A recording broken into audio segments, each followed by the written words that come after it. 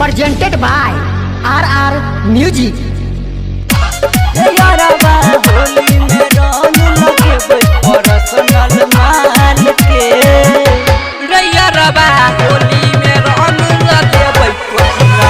माल के रूपम recording studio जीवा चौक मधुबनी।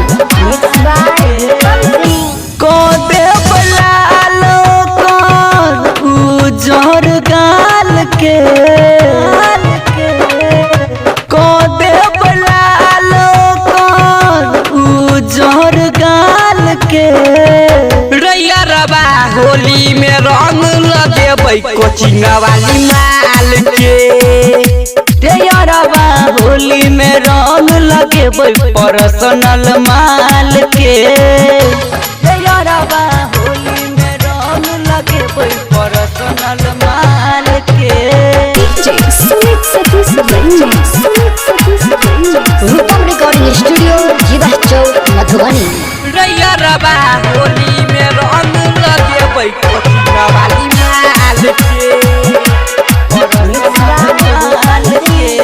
पहिल दिन एलही कोचिंग में हमारा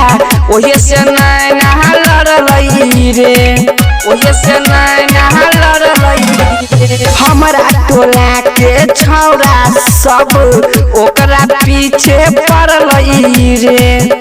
अपना पिचकारी से मनबई रंग ओकरा डाल के अपना पिचकारी से मनबई रंग ओकरा डाल के रैया रबा होली में रंग लगे पर्सनल माल के रैया रबा होली में रंग लगे कोचिंग वाली माल के रैया रबा होली में रंग लगे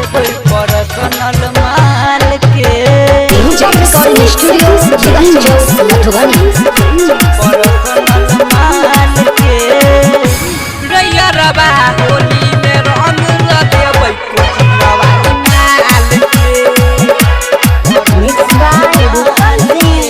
छौरा अभिषेकवा के साथ में एलई गायक राज बिहारी रे गायक राज बिहारी रे रूपम के संगे रोशनो छौरा खरा छे तैन पिचकारी रे जाका ओकर पोत देबई पूरा देवाल के जाका ओकर पोत देबई पूरा देवाल के रैया रबा होली में रंग लगे कोचिंग वाली माल के रैया रबा होली में रंग लगे पर्सनल माल के रूपम रिकॉर्डिंग स्टूडियो जीवा चौक।